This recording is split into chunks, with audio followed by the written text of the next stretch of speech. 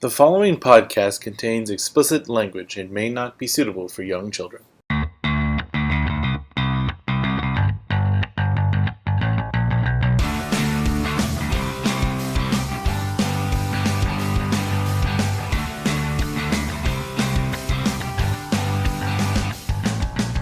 Hello and welcome to the first ever The Birth of Save Point. The new video game podcast from the folks that bring you the very wonderful Movie Gang podcast. With me today is Jack. What's up, guys? And, I don't have to host this bitch either. and Peter. Hey everybody, how's it going? And I am Ben. So first thing we're going to do is we're going to go around the horn and just talk a little bit about everyone's game of the week. This isn't necessarily a new game. It can be an old game. It can be a game you're thinking about. A game that's just really you want to talk about. You really want to bring up. Really just the game for you that is defining you right now. And for me, that game would be the game Inside. It's a new game from the company that brought you Limbo. It is much like Limbo. It is this sort of 2.5D, which basically means that you have this 3D space, but you can't move around that space. You're stuck in that classic 2D linear fashion, much like Limbo.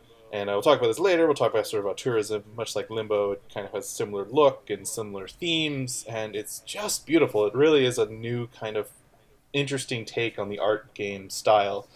Much like Limbo, you have one-hit death, and you have this sort of terrible, horrifying world with your small kid who can die terribly, but it's just really detailed. And what I love about it is it's all visual language. It's just such a great game in terms of visually telling a story like a game does so well.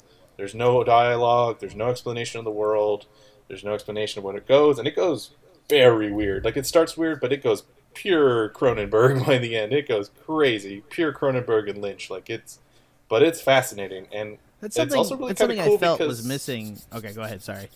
Oh, no, I don't mean to go too much on a rant, but just No, real quick. you're fine. It's just I felt it's something I felt was missing from Limbo was like a turn near the end. Like Limbo needed a darker turn. Yeah, and does this game kind of have it? That's what I'm kind of. Yeah, because Limbo kind of just ends on like that. Right. It's over. Yeah. Like, right, you ran and out of it space. builds up this great experience, and then just like does nothing with it, which is why I think this would be an interesting. This looks to be kind of a promise that was made by Limbo, and if you're saying Cronenberg, I'm assuming there's some twist in there without giving away too many spoilers. There's got to be something going on. There is an essential change that I did not see coming, and was so bizarre and fascinating. It really, like, I was digging the game. I was enjoying it. It's very short. That's one thing I'll say. It's $20 for like 3 hours max. Wow. There are hidden things that are hard to find, and they're cleverly hidden. They're interesting enough. Like, the visual language is very good about finding them, but they're still like challenging. But they're not like insane. But that might give you maybe 5 or 6 to get like the secret ending. It's short. Like, so it is a short game, but it's kind of also what makes it interesting. It has no loading screens. You can literally play from point beginning to end if you manage to not die in all one play, which is very cool. It's something I want to do at some point when I have time, and don't want to kill myself when I fail almost at the end. But it's very fascinating, and I agree, Jack. I had a problem with Limbo too, and it does tweak that a little bit. I don't think it's a perfect game yet, but they're getting better. Limbo is an insanely overhyped game. is Limbo's problem? Really? Because I didn't play that one. That one, that's a game that kind of passed me by. It doesn't age as well. It came out right at that indie game boom, and like a lot of games have passed it up. It was one of the few ones that was like, it had a very specific design philosophy, and it and kind of a couple others like Fez were kind of the things that people pointed to. And I always found that, like, yes, it's a great experience, but when it's held up as like the king of indie games, I was like, that's fucking stupid. It's like a little bit of an issue. No, it's a great game. It's a great game. It's just not like, the great. It's not the greatest indie ever made. Which I'm right. sorry, there are a lot of people that like stand by that game as that, and I think that's silly. So I do think this kind of pushes me to suggest and try to play it, man. So good suggestion. I'll take that under advisement. I am Yes, the Jack, what obvious did one this you? week. I think we know what you played, but tell the audience. I what you've played been way too consuming. much Overwatch, and I have to talk about. I mean, I've been loving Overwatch so fucking much, and I've been just sucked into it. And I wanted to get into like that bit with Blizzard, and like I have a really good topic of the show one day to talk about in terms of the difference between kind of these multiplayer only games and the difference of why Blizzard is so successful and there's so much content in there, even though there's not very much. I mean, there's quote unquote not very much content, even though the gameplay is like an infinite structure of content versus like see other games like Evolve and like Titanfall that panned being multiplayer only at the beginning because there wasn't much to the play, and you got in there, you had the experience, and you got out. Versus like Overwatch, which has like an infinite number of experiences. But the thing I want to say about it is that Overwatch just launched competitive play, and I very quickly am heading back to just quick play because competitive play has added this whole level of like this competitive nature and just like these things. And I consider myself a pretty good player. I play a good Lucio at Magjack 2100. If anyone wants to jump on with me and let's get some pubs going, let's do this. But the character.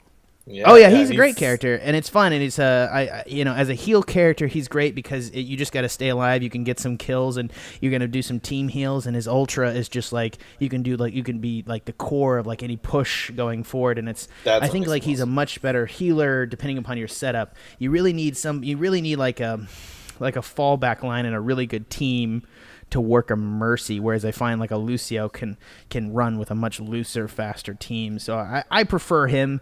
I play a pretty good Mercy too. Not getting into me specifically, because people will actually start playing with me and be like, "This guy's trash. Like, what is he talking about?" But like, like the whole point is like, the competitive play atmosphere has changed quite a bit, and it's just driving me a little bit nuts. And I don't think like there's a lot of other people like just like doing a lot of crappy things into games and stuff. And I think that it's at odds with like the fun, free tone that the game has had up till now. And it's a different experience. And I think to some extent it's at odds with it. It wants to have like this competitive nature to it in terms of like CSGO, or which is going to be in for more later, it definitely wants to be like a team sports and get into esports. And I think it's going to get there, but it's just seeing the competitive mode as to the free play mode. And again, I always enjoy playing with a team, but just like that looser feel to it is definitely a lot better. Can you That's it. Can you just really quick explain me what the difference is between the two? Because I played a lot of quick play, but how does competitive play rank and all that? Competitive play just is like a ranked match, so you go in there. The problem is if you don't have a very, very solid team built up over time, it ranks you based upon overall wins and losses as well as your individual wins. I mean, your individual stats within there. It's a mix of the two. The problem is it's like you're winning and losing, and you kind of get like really invested in your stat scores at that point, which is something that Overwatch I really love is invested. Like I've never like loved KD, and like let's be honest, if you're playing Mercy, you're drawing a negative KD. Unless you don't die at all, which is the best case scenario. So that's the issue. Is like it's changed, especially as somebody that goes hard on healers. Like it's changed the feel of it for me. I'm something insanely necessary to high level play, but at the same time, like it does feel like that. I mean, I can draw the like the maximum healing card every time I play, but it just changes the competitive nature and the nature of people on there. Like I find a lot of times like I'll just chat and play Overwatch, and it's a very cordial environment, especially if somebody that doesn't have a dedicated group of friends that I know directly. I meet friends off the internet and go and play a game with them. When you get into competitive play, people become assholes. It's just the thing that's happening is like in that group. And maybe it's just I need a core group of friends, i.e. you fucking Ben and you fucking Peter and some other assholes from the Movie Game Podcast to come and play with me. But accordingly, I'm the only one that's totally obsessed with Overwatch at the moment. So no, but like, I think for me, it's interesting to hear you say that about the competitive play that basically people get on there and be assholes because I have been watching I've been on YouTube for the past couple of days, and like if I have like an hour or two to spare, and like if I'm not watching anything else, I have watched them watch their live stream of competitive play. Oh yeah, and I mean I guess it's because there's a big difference between playing my on level. A team. Yeah. Your level. There's like, a big difference playing on a between team, like just watching two guys commentate on it because like with their color commentary because I mean since that's my only like really outlet to watch it, it's fun for me because I get to see like the different modes that they have and like how people interact in characters and shit. So I mean, here's what I think. It's the difference between interacting with the community and interacting with friends. Like if like the 6 of us got online and played, we would never talk to anyone else, and I would never talk to you like that because I know you're my friend. And I think that's the difference with these YouTube groups, that these guys are super competitive teams. If you're going on to pubs and finding a team and then rolling with that team, because I'm just saying no one's going to play competitive with like a random team. That's fucking stupid. Oh no, because it's just you just can't reach that level of play. But yeah. If you're rolling with a team, I do find that the community varies when you jump into competitive play a little bit different. And it's at odds. I feel like it's at odds with the feel of the rest of the game a little bit. All right. That's fair. And Peter, I believe you are playing one of my favorite games of all time for the first time. Yeah, I am. I am playing BioWare Star Wars Knights of the Old Republic. Yeah. I am over a decade late, but who gives a shit? That's fine. That's fine. Like the reason being is because like when I was younger, I had a PS2 as opposed to an Xbox, and this just wasn't the kind of game that this wasn't the kind of game that I played. I mean honestly, I didn't even know that BioWare was really a thing until Mass Effect, being completely honest. But I've been playing it for the past 2 weeks, and I put in like 20 hours, and I'm having a shit ton of fun like so far. Like it's interesting seeing where BioWare was as far as their storytelling narrative and their diverse cast of characters and world building and world exploring before we got to Mass Effect 1, 2, and 3, and then I believe next year Mass Effect Andromeda. It's really cool seeing and also of course Dragon Age. It's been so much fun, especially because they were working with the property that is and will continue to be very well loved by so many people, and to see them do it in such a way that like there's still there's at least for me there's still that like that magic and that mystery and even with these new cast of characters that you meet in this game that takes place like years and years and years before episodes 4, 5, and 6. I am so wonderfully invested in these people. Like I want to find out the full story of Karth. I want to find out more about Ballista and why when I first met her she was kind of a bitch. She was. I'm sorry, but she's like you saved me. It's like, yes, I actually did save you. Like, step up. That's just because you're gay, Peter. You don't understand. When you were a little boy and you were playing KOTOR on Xbox, you got in there and she was in a bra, you didn't care, man. You were like, look at those pointy nipple pixels. Like, oh God, and what is it? Like, who are you, Madonna? No, no. Where's more of that sexy guy with that nice haircut? Low res porn is the best porn. Oh my God, no, thank you. But I mean, I guess I don't really have much to say for this game. At least besides the fact that I'm thoroughly enjoying it. But I'm really looking forward to seeing where the story goes exactly and where it takes me. I would like to take this time to tell you and Jack, Ben, that I'm officially on Dantooine. I am a Jedi Guardian, Nice. and I'm currently exploring the I guess you can call it countryside. I really like this Dantooine stuff. I really like all the missions on Dantooine. There's some interesting ones. I mean, for lack of a better word, yeah. Did you get like the family quabble one? HK-47? Oh no, that's not Dantooine. That's Dantooine. So you haven't gotten to HK-47. He's probably one of my favorite video game characters of all time. Yeah, Peter. As soon as you can go to Tatooine and get HK-47. Yeah. I'm waiting to like finish everything on the Jedi's hideout planet to go off there, and like because Tatooine is the first place I'm going. I did just earlier tonight actually do the figure out the whole murder mystery. That's a good one. yeah, like it took a lot of going back and forth between the two guys, and I think his name is Baluk. but yeah, like took a lot of going back and forth, but figured it out. No spoilers for anyone who, like me, hasn't played it yet. If they're out there, I just met Juhani. Convinced her to go back to the Jedi and repent for her shit. Well done. I killed her the first time, and then I didn't realize till the end when there was one little blank space. I was like, oh. You're like, oh, never mind. Yeah, no, yeah. I randomly found her on a whim because I was like, who is this figure over in this corner over here? And she freezes my two companions and just starts fighting me, and I'm just like, okay, survive. And then she stops fighting, and it's like, oh, never mind, I'm supposed to talk to you. So I was like, let's be nice about this because I'm doing my Jedi playthrough this time, and I'm gonna do my Sith playthrough next time. So next time I'll be a dick, but right now I'm just like, no, you know what? You've had a hard time.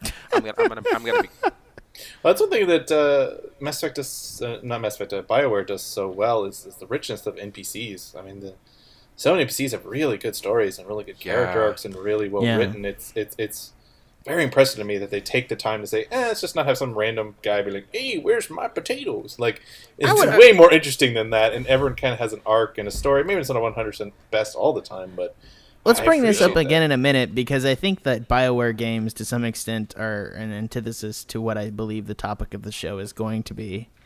Actually, no. Yeah, I was about to go to that very thing, so we can definitely come back to that. Yeah, and one thing I'll mention that I love, and it might have the same. I'm curious if it does for you, Jack, and I guess we'll see if Peter in the future. This kind of ruins Star Wars for me a little bit, just in that KOTOR gets to do this awesome thing where it gets to say, fuck it, we're going 2,000, 4,000, some crazy number of thousand years before A New Hope and all the Skywalkers and all the prequels and everything involving what you know as core Star Wars. So they get to just do whatever they want. They get to tell whatever story they want. They get to just not have to care about any characters, not have to care about setting anything up, not worry about canon. They just get to do whatever they want, but still have all those awesome Star Wars things. The Dark Horse Legacy series does the same thing in comics, and it does and it's crazy because it goes like a million years into the future, and it just has like the descendant of Luke Skywalker, and it's hilarious. It goes some ridiculous distance, but it has all of the Star Wars canon to draw upon for its shit. So it's just like it has like new. There's like new. Obviously it's all debunked now because of The Force Awakens. But like it's funny to look at like this vision of the future as it comes. But they drew upon things like some random background person in the Clone Wars movie, Star Wars Clone Wars 2 Episode 2. There's like apparently there's like a Tusken Raider Jedi in the background, and he like becomes like the ultimate Sith Lord. And they just pulled the trigger on there being an army of like Sith. And it's just interesting that both of them go back in different directions and pulled the trigger on not the rule of two, but an entirely different thing. I really do feel like the Star Wars universe really in the movies is better by having very, very few Jedi, and I agree with you. But in terms of playing a game and being part of a role-playing part of that universe, for D&D or otherwise, or like these kind of games, it is so much better to have a bunch of Sith running around. From like a pure gameplay. You want cannon fodder. No, you want to be the like 50 Sith, and you're like, I'm a badass Jedi. I'm gonna cut down these motherfuckers. Whereas like all of Star Wars is spent essentially killing 2 Sith. Right. That's just how it is. That's what it always comes down to. Oh, and Peter, you'll the two that fuck it up for everyone. Peter missed what is because he's doing the first playthrough. He's actually playing the game. When you've gone through KOTOR like I have way too many times, you start just doing random shit. My favorite thing to do is when you get right before you get to Dantooine, just strip everyone of their clothes so that they do the entire Jedi training montage in their underwear. Oh yeah. It's hilarious. It is truly hilarious. Oh my god. And there's one character like at one point you spoilers, but I'll explain later. When you get to the end of the game, I'll explain another funny thing. Okay. Yeah. All right. Should we move on? Let's go to news. First up. Just real quick, we'll talk about Steam Sale. Steam Sale is it, and let's just talk about a few things that we bought. Jack, did you buy anything at Steam Sale? Yes, I'm going to abstain. I have spent probably $110 at the Steam sale. So what was your... I knew it was going to be some obscenely high number because he started out sounding guilty as hell. Wow. I am actually let's say, what is What was the one you were most like, oh my god, it's so cheap. Oh, wow. Like, what is the one, if you had to pick one? I picked up some Assassin's Creeds that I haven't been playing in a while. Okay, catching up. And a Unity came down like a goddamn rock, and I was just like, "Oh, I can't not." How much did you get it? Did you get it for? I don't know. Please don't make me say, Peter. I don't want to. I don't want to like. I am uncomfortable with the fact that I actually like auto bought some shit because I just couldn't. No, you don't have to say. I spent $100 in like $10 increments. Like that's how that went down. Yeah, that's how they get you. Yeah. And you look up and you're like, it's not till you get your credit or statement. Like I went and looked at my credit card tonight and was like, oh, I spent $100. Fuck me. Somebody else, please. Peter, did you buy anything at Steam sale? No, I didn't. And see, this is why I'm glad that I basically don't buy anything almost ever because I knew it was happening and I was getting emails saying like this game on your wish list is on sale. But I was like, you know what? I'm gonna ignore this because I know that if I do, I'm gonna buy it because I've seen it happen to friends all throughout college. I was like, if I buy one game, I'm gonna buy two, and if I buy two, I'm gonna buy three, and if I buy three, I'm gonna buy 10.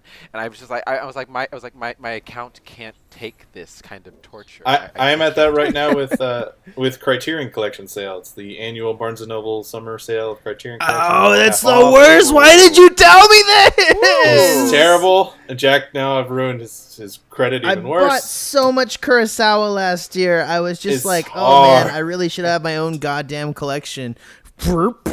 Yeah. It is hard. So I am the same way. I'm just like, I can't. I'm not even gonna look at it. No one talk to me. Just leave me alone. I bought about only $30 worth of stuff, so not as much.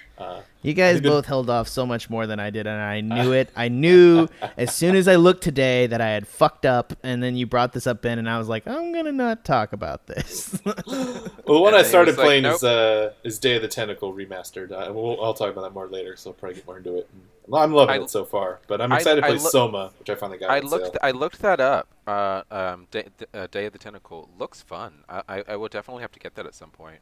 Yeah, it's a funny game, and if feel free to cheat. Peter Schaefer doesn't make sense.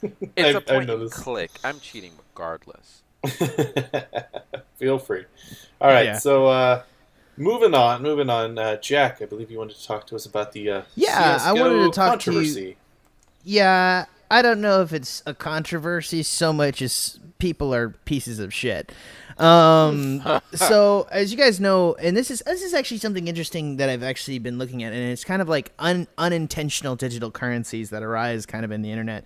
CSGO, as you know, you can buy gun skins, and there's like rare gun skins, and there's all sorts of stuff, but you can then go into a digital marketplace and sell them back and forth, and people will immediately pick up these gun skins for a certain price. And so it's kind of like a no entry barrier to like making money into essentially a digital currency, or at least it'll hold its value better than Bitcoin apparently, so that's great. But the whole point is that people are jumping back and forth and using these skins, and what people have gone in is created these sites that back end onto CSGO, and Valve has to be allowing this to some extent. So this is the issue, is like, what is Valve's inherent liability in this issue? But and I do think it's probably great. I'd have to ask Sean specifically, but it is pretty messy. But the CS:GO is allowing a lottery system where you can go in and you can play against other people to win essentially these skins and things from other individuals, and it looks it looks not bad until you realize that these skins can cost upwards of thousands of dollars, and people trade several at a time, and there's all these things going on, and it's essentially like gambling. It's gambling for something that's a pretty good, easily formable digital currency. And as such, one of the big things that's come out recently is that a couple of individuals who have been running this CSGO lottery site have been posting YouTube videos, and they're pretty famous CS YouTubers. And again, Counter-Strike, I haven't said it this whole fucking time, but it's Counter-Strike is the game. And what happened is that they're prominent in the community, and what they actually went out and did is they started this company, and then they posted videos, and they have access to the back end of this site, but both of them posted videos and then winning obscene amounts amounts of money on the site. And they just never said that they owned the company. They never said anything. They said, this is the one we use, is all it says on the website. So this is the lottery we use, is CSGO lottery. And they haven't, and then it just found out the other day that both of them are co-presidents of, or co-president and a vice president of the company. And they're probably making obscene fucking amounts of money off of it and promoting it kind of terribly. So... yeah, there's not much news to it other than the fact that these are fucking like scumbags. But how liable do you guys think Valve is?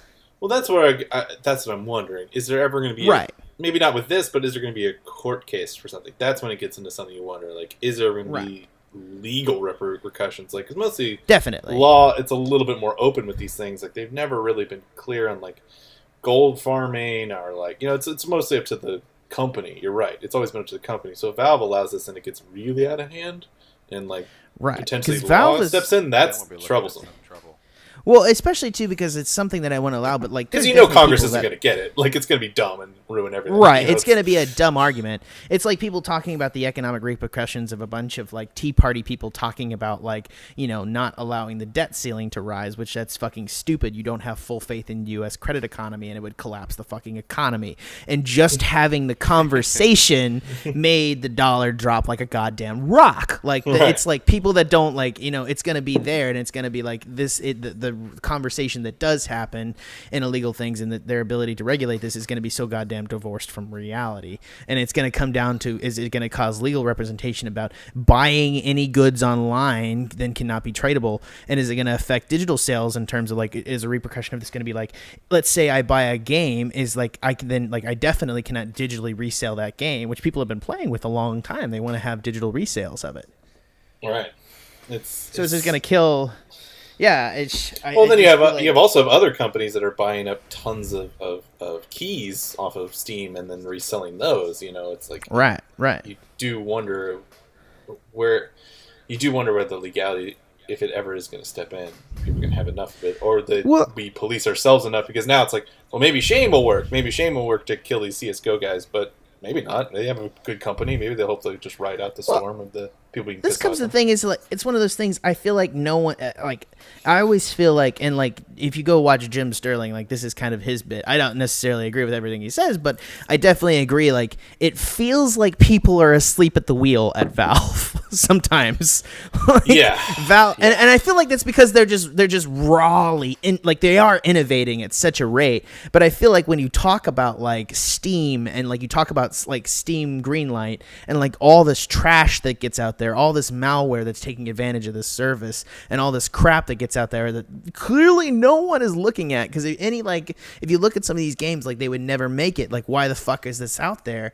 And people are definitely billion games made on RPG Maker. Yeah, like exactly. Right. It's ridiculous, and that's the thing is, it's like there's so much predatory stuff going on around Valve right there. I definitely feel like they're like somebody needs to fucking. It's gonna take the law kicking them in the teeth and them ruining it for a lot of other people that could come after them is what I feel like is going to happen. That's why my anger at Valve right now. Like, as much as I love everything they put out, and I really do think, I don't love Gabe Newell. I think this is going to be the last straw, and him not releasing Half-Life 3 is going to be the last straw for him being, fucking the internet Jesus. But I think like I do feel like Valve is just like running ahead full speed and not looking where it's going, and it's going to eat some shit and ruin kind of pathways for other people that might come along and do it better, because I have no doubt that the CS lottery thing is fucking bullshit. Like, I agree with that. These guys are fucking criminals. Like, there's nothing around it. And there's no 18 restriction for gambling. It's just gambling that underage kids can do. Like, it's fucking, it's yeah, that's super illegal. Yeah, you tell that to Congress, they're going to slap the shit out of you. Yeah. No. Right. It's just like making the distinction and the difference between it in a way that's not going to affect future attempts to do similar things or affect how games are sold, period, is just a very tricky legal distinction. One that I just don't feel like video games as a young industry has the juice to support. I agree. It's one of those moments where you got to go, thank God for EA, because at least I feel like they got lobbyists. I don't know how they get away with shit otherwise. Yeah, Valve needs to be a little bit more evil or a little bit more stern. I don't know. I think a little bit of both. A little bit of both would be good. They need to be more like parents instead of the fun aunt or the fun uncle. Yeah, that's a good way to put it. Yeah. That's a good way to put it. All right, Jack, I believe on the other side of the giant gaming company, we have an interesting announcement from Microsoft, which you want to talk about, Jack. Right. So at the Xbox this is okay. I'm gonna be the Betty Boop on not Betty Boop, the Debbie Downer. Oh, the Debbie fucking Downer. shit. I got my alliteration characters messed up. The droopy dog. Wrong letter. It comes back around to this is that essentially if you buy an Xbox game, it is now going to work on PC. It's now going to work day and day. They're releasing a PC version of the same game. This effectively means there are no Xbox exclusives anymore because everything will also come out day and date with the PC, or at least the ones that they're announcing, like Cuphead and Recore, I think, are coming out, and they're going to be they're going to be digital crossplay, which just means that it's going to play on PCs, it's going to play on Xbox, it's going to play everywhere. What do you guys think about this?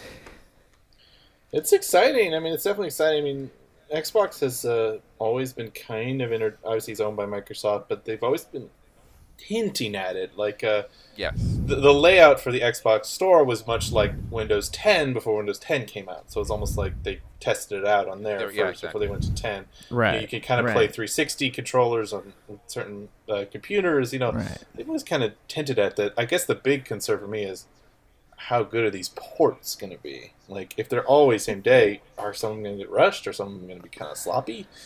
Or is it much more just like it's an Xbox game that's sort of emulated almost on your computer? This freaks me out, and I'll say why.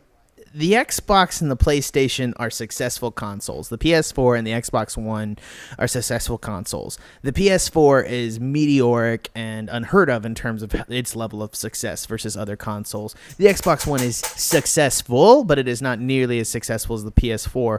Why the fuck is there this level of innovation running forward? I feel like both of them, like, and this is the thing, is like, what's the canary in the coal mine here? Like, what do they know that we don't? Why are they running around screaming, innovating at the speed of light?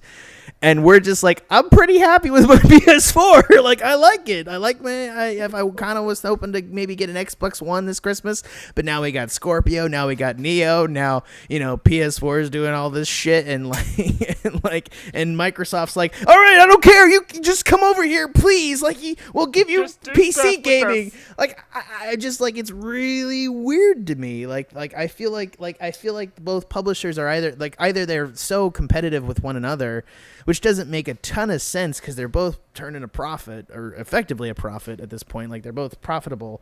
The PS4 is, like, again, more so, but at the same time, like, does it feel like the Xbox One is losing? Why does it find this necessary? And to me, it's just going to kill sales of the Xbox One. Like, let's be honest, like, I kind of wanted to play Scalebound. I was interested in it. I mean, I wasn't going to play it unless it got better reviews, but I'm not going to have to buy an Xbox One now to play it. Right. I'm an editor. I own a high-end PC.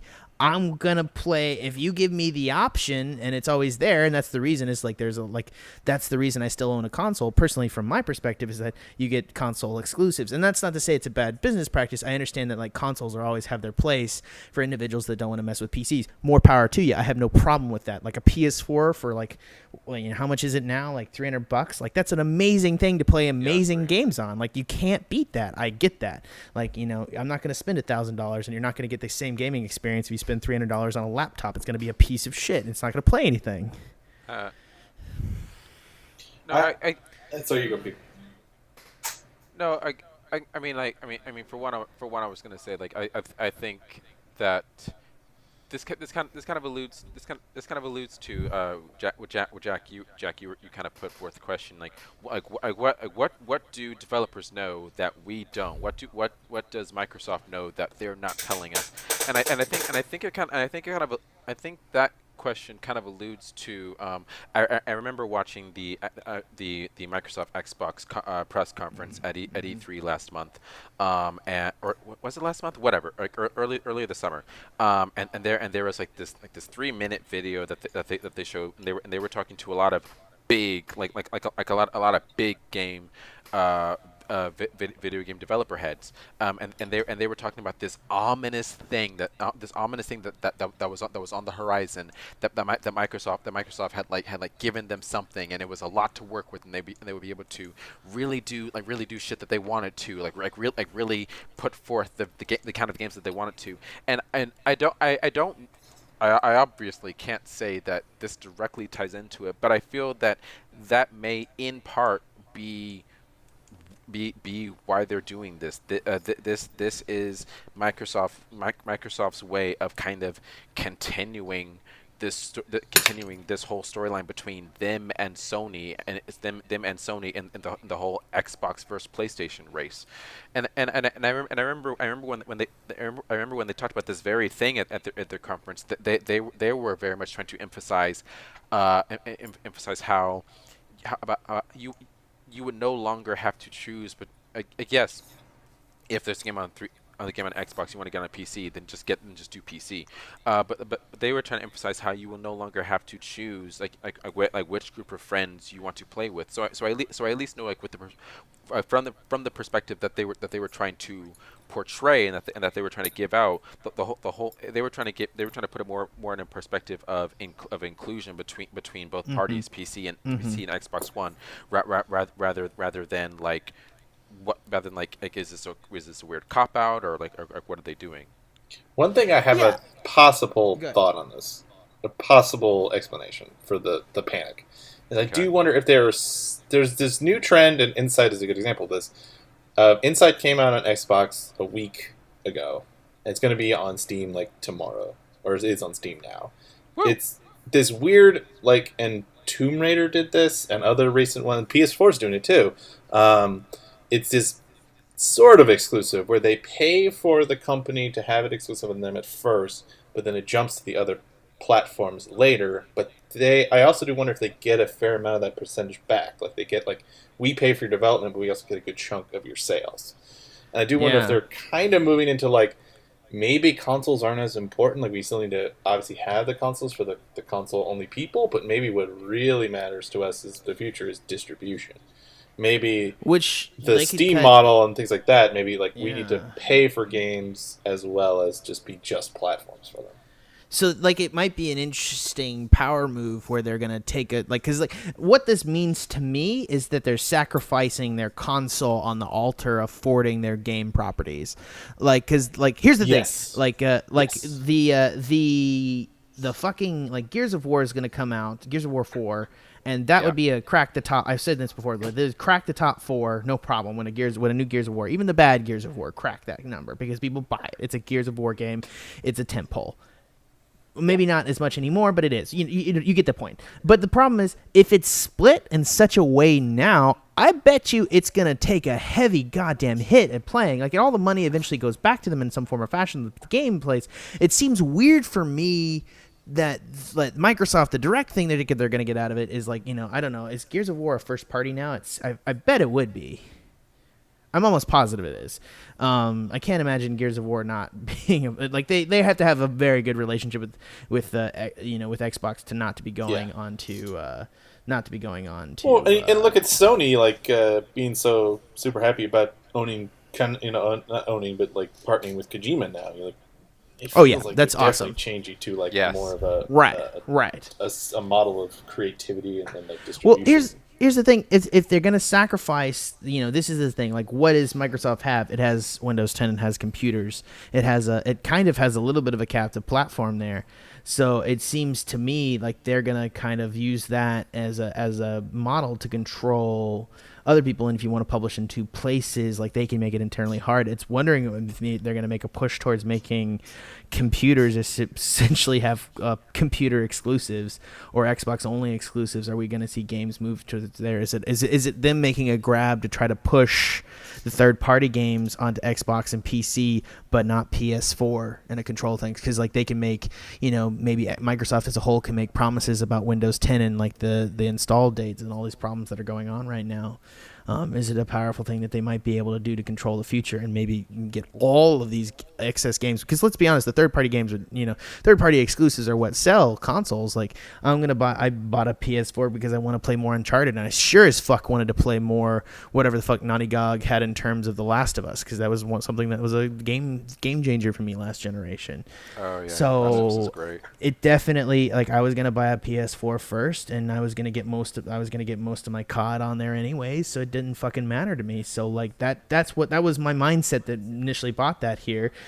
I buy consoles for games. I buy consoles to play specific games. I wanted to play Bloodborne. I wanted to play Uncharted. Gonna have a PS4. That doesn't exist on the Xbox, but if they can keep like Assassin's Creed and COD and everything else, because they're essentially, I guess, like the word I don't want to use here because I don't know how the deal would shake out, but it does feel like they are threatening some PC integralness, and I feel like that would be a big mistake to some extent, but they're not making any money out of that right now.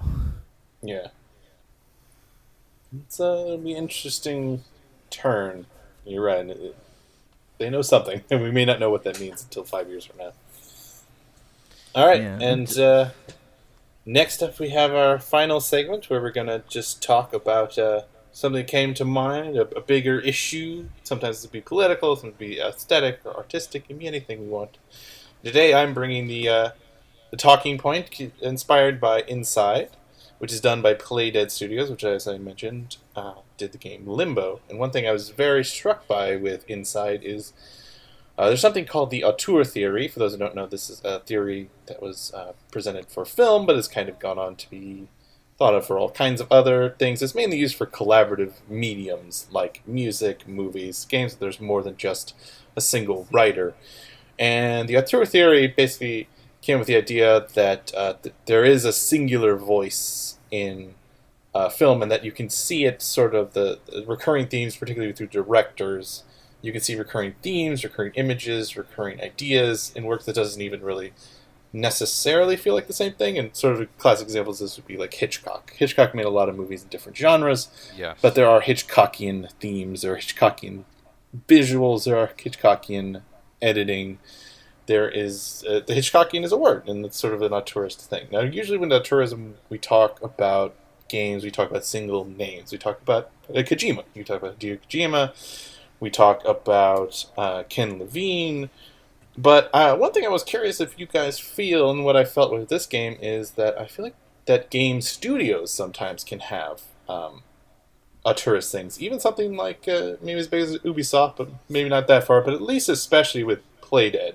It's only 2 games, but they're so similar. They're both games that are in this 2D world, this 2D single mindset, but with a big, beautiful, open reality. You only go left to right. You have no control other than jumping and single action like moving. There's no dialogue. You both play a character, a young child who's in a horrible world that can die horribly. Everything wants to kill you. And there's no explanation for why the world is the way it is. You just have to accept it through the reality. And it's like, okay, this is definitely a company that keeps going for a single vision. And I'm curious if you guys feel that way as well with your games, or if you think, just in general, with the basic premise that gaming companies can't have auteurist ideas. So, yes, I'm gonna steal this. yes. Okay. If we simplify it that much, yes. I think the issue for me is like let's look at Mighty Number 9 that just came out and bombed like it's a piece of shit. Like, explain Mighty Number 9 real quick, just for people. Mighty Number 9 was a famous Kickstarter project by the guy that, and it's done by the reason people funded it is essentially because the guy that originally made Mega Man came on and said, I hate my company that I worked for. He did a Kojima. He came on and he said, I hate my company. Give me money and I'm gonna go make a pseudo Mega. I'm gonna make it it's not Mega Man, but it is Mega Man. It's the Mega Man you've always wanted. And so he went off and did it, and it's called Mighty Number 9, and it is a steaming pile of crap. And it is the anti-autorial theory, to some extent, of being one individual. I think, to some extent, sometimes, like, as much as, like, the budgeting part of a gaming company can make a game feel different. Like, the team that made Mega Man had good budgeting and, like, budgeted out the money well and worked to make a good team, and that's why the game flow comes back around to the fact that, like, I don't know. I don't mean to say, but Melinda in marketing was good at. Melinda in accounting was good at making sure the money was dealt out well.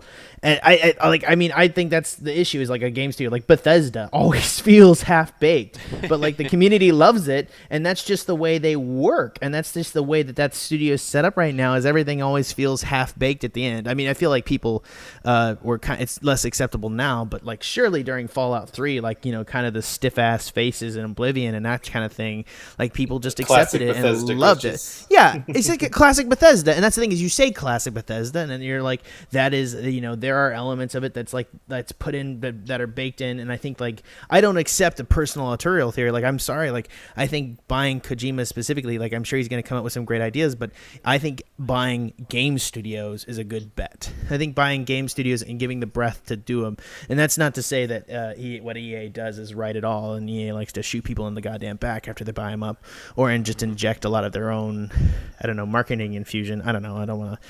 That's a whole topic unto itself. But for me, like yes, but I think more so like you can even extend it out to like the time, the place, that, and I think that's the thing is at that point, like how important is autorial theory? Since it's like if we're getting down to this, then yes, the time that they made this game is important, and now that like Bethesda's in the future and their like quirkiness is not as acceptable, they're no longer like classic games in the same sense. We're just less acceptable of like the quirkiness. I think that's fair. Would you agree with that, Peter? Well, about it being like more studios than people. Yeah. Yeah. I would agree with that. I mean, there's certainly people like, I mean, we will always come back to Kojima being like a person, but as far as studios, one that comes to mind to me is that game company. If you guys have ever heard of the game, there are three games that they are known for: Flow, which came out in 2006, Flower in 2009, and Journey in 2013. And yes, the company is headed by Genova Chen, but it's really the company that's known for those three games where with the exception of Journey, kind of like where you play as a being, it's still a story. They still present you games that don't really have like dialogue in them. It's more about how about the emotion and the emotional connection between you and what's happening on screen. That those games really go on, like the real driving force behind them. Yeah, and I feel it's a good one because I feel like the core. I think with Auteurism is often like a core concept with Auteurism. Like I feel like Flow and Flowers was like, let's make a game where there is no such thing as enemies and there's no such thing as death. There's just sort of movement and breath and life. And Journey kind of told more of a story. Let's go to Journey. Can we talk about Journey as opposed to Flower? I'm well, sorry. that's what I think. It's more of an evolution because there are still those core concepts where you can't die in Journey. You can't. I mean, you can lose your nice, pretty robes, but you can't die in Journey, and you can't. Right. There is more of a story. There's a progression. There's an ending. There's a, there is a story. Flow. There's gameplay, whereas it's just like I'm a pretty flower. It's evolution. But I had so much fun being a flower. Yeah, I'm sure you did, but let's be honest. Like, which did you prefer, Journey or Flower? Journey, because that's the first one I played, and it was beautiful. It was gorgeous. I don't think it's because I'm not gonna argue with this with Peter. I think this whole thing, not simply visually speaking. Sorry. Not to be offensive, Ben, but like to this, it's like if you give an artist a bunch of crap to paint with, you can't complain when his picture's brown. Like you gotta have some multifunctioning tools, and that's the issue. Is like how much is a studio a tool, and how much is it responsible for this? Like the whole idea of the auteur theory is that it comes back down to authorship, and like is the individual an author, and that's the issue. Is like is the tools you have important to the making of a game? Yes, but can you subscribe to the marketing department authorship of a game? Yes, you can subscribe to the fact that they're important and the fact that they did their job well. made the game. No, I don't mean marketing. I mean like the budgeting, accounting department, or whatever the fuck it is. The fact that the accounting department did its job effectively definitely contributes to a good game, or the fact that it didn't do its good job attributes to Mighty Number 9 being a piece of shit. But like the point is like how much authorship can you subscribe to that? You're suggesting a studio can have a soul and authorship, and I'm saying yes, but it's a tool for that, and like like anything outside of that, it's unintentional, unless it's the rule of unintentional consequences. This anything that a studio makes or has is kind of like a thing. It's like if it's not agreed upon by a central a group of individuals that are leading the project, then it's just more an accidental effect of the surroundings of the specific situation, which I would argue is not authorship. I don't think it's all accidental is the thing, though. I think there are core ideas and concepts and gameplays. Like with BioWare, like there's nothing that looks the same in terms of the tools. You're right. Like the tools of KOTOR, as far as they could stretch those tools, and the tools of Jade Empire, as far as they could stretch those tools, and same with Dragon Age, and same with Mass Effect. Mass Effect looks nothing like KOTOR, but they do still have the same core concept of finding storytelling through the idea of choice, and storytelling through the idea of morality, and storytelling through the idea of individual characters, and having big action set pieces, but allowing the person, if they want, to explore the stories of the people who come along with them, and the stories about teamwork, and stories about, like, you know what I mean? Like, each of those games, like Jade Empire and KOTOR, are very different games, and KOTOR and Dragon Age are very different games, but they still have those same core ideas. And I think that's what makes them interesting. And again, maybe that's more just a company thing. Companies have core ideas, and I wouldn't call Microsoft an Auteurism company, but they still have core ideas. But I do think that certain game companies like the way they tell things, even if they've moved past the original creators and moved past the original ideas. There is something to it. Like Double Fine goes all over the place, which is a core concept, and that's more of a Double Fine's more of a game where I think of it like as a company versus Auteurism, where like Double Fine is all about, like, let's have games that are fun and they have weightiness, but there isn't maybe those individual themes, those individual styles that come back over and over again. They are a little more broad, a little more willing to go in completely obscure directions, versus something like Playdead or BioWare, where, like, there are these very individual things where you say it and you're like, that's a BioWare game, and you see it, that's a Playdead game. Like, you just know because of the way they feel. And I don't think that's tools. Well, because Playdead was for example, Limbo was their own engine, and their new one is a completely different engine. But yet, it still feels like a new game. It doesn't look a lot alike, but it has that same core style. Yeah, I mean, I agree if you're saying that, like, it's built upon individual stylistics, but, like, is it because, like, let's say you have games at a studio, and let's say they're directed by two different individual people. Like, does that mean that there's, like, an individual design document that was passed between the two individuals for the studio, and, like, it had to be approved by a crew and an individual? Would you say the board of directors of that is causing that? Like I'm saying, like, I think, Ben, the issue is because, like, that can kind of internally be affected by, you're saying, like, it's like a group of people, but what about these big AAA studios that have thousands of people and like they're really sharing design documents with that's like authorship coming up from top of like one individual? I agree with you. It's hard for me to not imagine that being planned and then being rerouted. Like, you know, they see something that happened in a game maybe accidentally, and then an individual is grabbing onto that and making sure it asserts itself in the next game. Is that a group of individuals or a singular individual recognizing happy accidents and then grabbing them, or taking the talents of a singular individual on his team and like still that? It still suggests authorship. It still suggests more of a core singular power group that's causing it to happen. Right, and that's why, again, it's impossible to know, and that's the problem with auteur theory in general. It's always been people's problem. Right. Because that's why it falls apart. I mean, that's generally why it's been debunked in movies, and I think, like, I'm not disagreeing with it. I'm just saying if we take a loose view of auteur theory to the point that it's at a studios, I think auteur theory in general falls apart.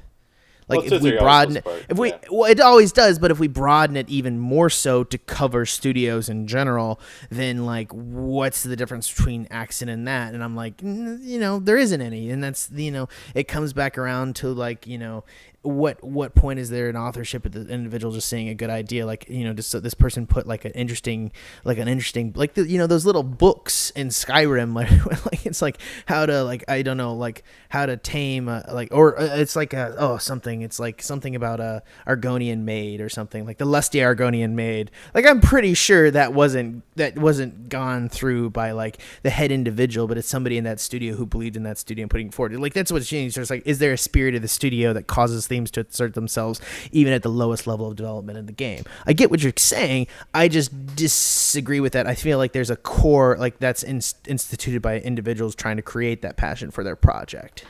That's just a good leader. What I'm more arguing is there an artistry in a repetition of theme, or is there laziness? And that's what I'm more curious, because I've heard people complain about BioWare games being lazy for often going to the same tropes and sort of storytelling and modes. You know what I mean? Like, there's even like a spreadsheet of like checklist of, is this happen in a BioWare game? We don't have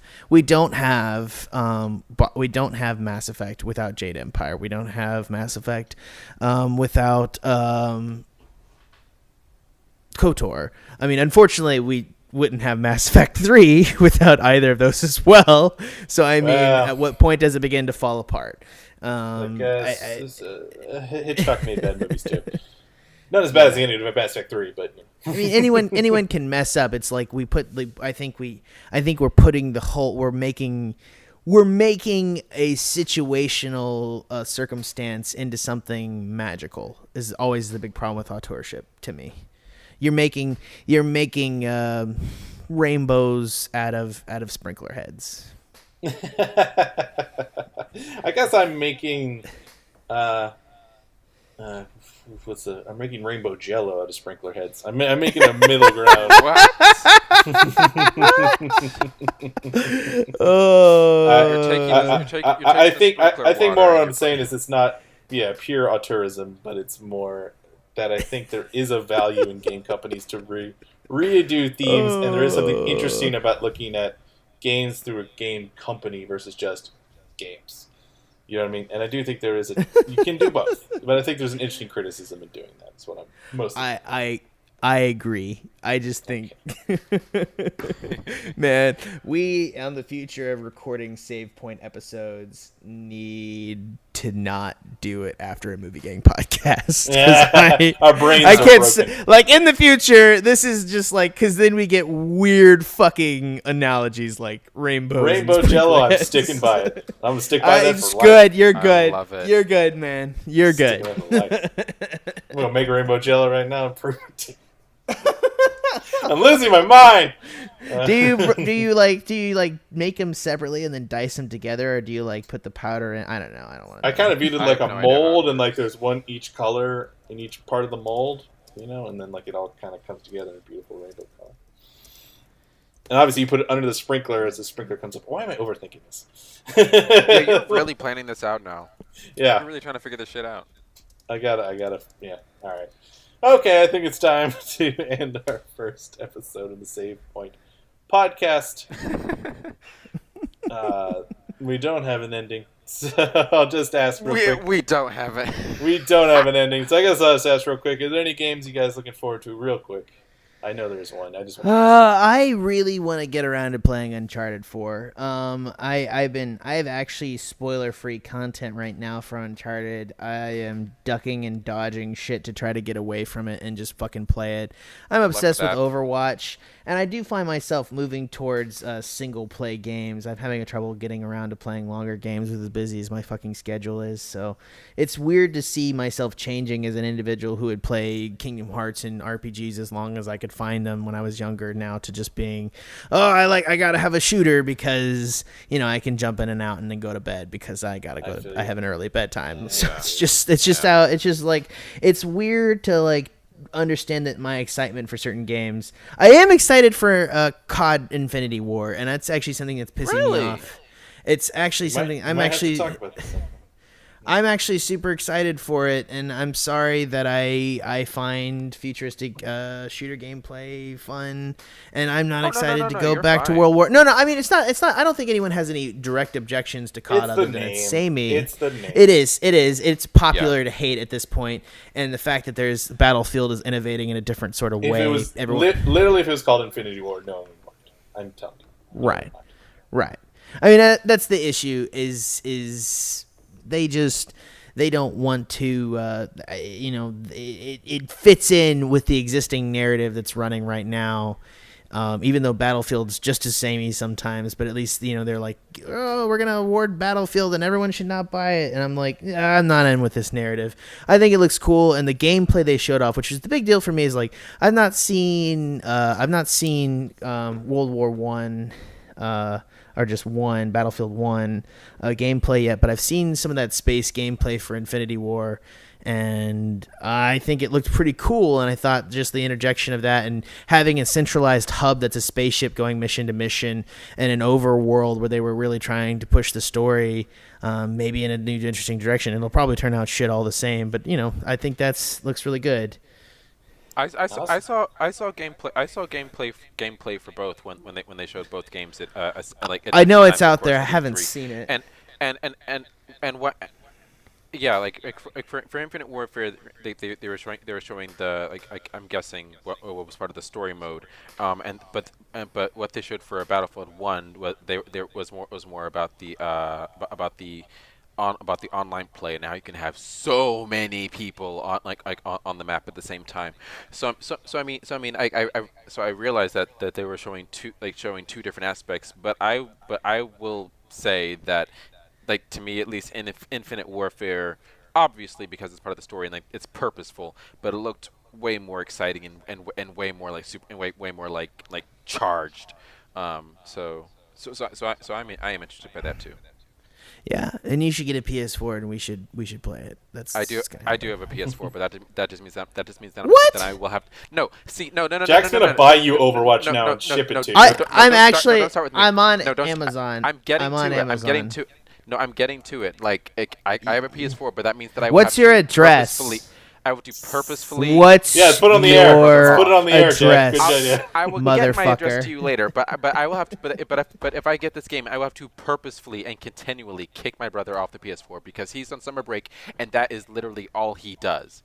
He's either playing Black Ops 3, or he's playing Black Ops 3 online, or he's playing GTA 5 online, and that's it. Nothing else. All right, Peter, are you looking forward to anything? I was gonna mention a game that I saw at E3, but I cannot think of it. So I'm gonna go to two other games that I'm looking forward to. Still holding out for Talos Principle on Steam to go on sale. Me and Jack want you to play that. No, yeah, I need to play it, but that $40 price point, I cannot do that right now. That's rough for Talos. I'm sorry. Yeah. If I paid $40 for Talos, I'd have felt pretty fucking ripped off. Yeah. I'm the same with. I'll say the same with Inside real quick. Yeah, try to get it on sale. It's a great game, but it's short. It's short. Like if you can get it for $5-10, it's better. You'll be holding out. That's what I'm holding out. And then another game that I'm looking forward to, and Jack actually kind of half mentioned it earlier, and I'm pretty sure that it's going to. I'm pretty sure that it will come up in a future episode of this podcast, but Kingdom Hearts 3, dude. Oh my god, yes! We will, gang, I just want you to know, we will have a special episode that's just involved with Jack and Peter hashing out their Kingdom Hearts stuff, and I'm just going to listen. It's going to be wonderful. I have been waiting for this game since I was a teenager, and I'm so thankful that Square is finally sharing more info for it with us, and that they're actually moving towards some currently unforeseen release date, but I'll get over that. I'll get over that for right now. But yeah, that's a game that I'm definitely looking forward to because the 14-year-old in me is just finally. So yeah. Nice, very nice. Well, I will just say the games I'm looking forward to mostly because most of the stuff I don't have a ton of stuff I'm looking forward to. Just mostly next year. A lot of stuff from E3 was really interesting. Yeah. So I don't know if I have much on the horizon, but. The two games I bought that I'm really excited for, I bought Dave the Tentacle, which I mentioned, and probably will be my talking point next season. But I'm really enjoying it. It's got that great Peter Schaefer humor. already. It's voice acted, but it's like kind of 90s voice acted, so it's maybe a little over voice acted, which might be a little bit of a hindrance. But otherwise, I'm enjoying it so far. It is charming. It's charming. Games on the horizon. Horizon Zero Dawn. Sorry, I could not. Oh god, my bad. Keep going. It does look good. It does look good. Go, Ben. Sorry. And then also I bought a game called Pony Island. I know literally nothing about it. It has good reviews, and I got it for $3. It's one of those games that sounds amazing or terrible, but it's a great $3. Wait, Pony Island? Pony Island. Do not engage. Do not engage. I'm not engaging. I am just very curious to hear about this at some future point. Island is a game that looks fascinating, and fucking Christ! I'm intrigued. My attempt to end the show quickly turned into another segment, so I will just wrap it up. Thank you for listening to the Save Point podcast. For everyone here, we would like to say thank you for listening and have good, happy gamer memories. And don't yell at people on Twitter. Alright, for Ben, Jack, and Peter, and everyone else at the Save Point podcast, we ask that you please check out the rest of our shows in our library. We have Feast for Bros, the wonderful Game of Thrones companion piece. We will release the final episode. It'll happen. And we also have the Movie Gang podcast, which we just recorded, which is why we are so sleepy, except for... And for everyone else, we just want to say, check us out on Facebook. Be sure to add us on to your podcatcher of choice. Listen to us on iTunes. Please rate and review the show. It does actually matter. It actually can affect people finding the show. So if you love us, please let us know. If you hate us, if you don't, we have sensitive souls. So thank you very much, and we will see you all next time. Later. Bye.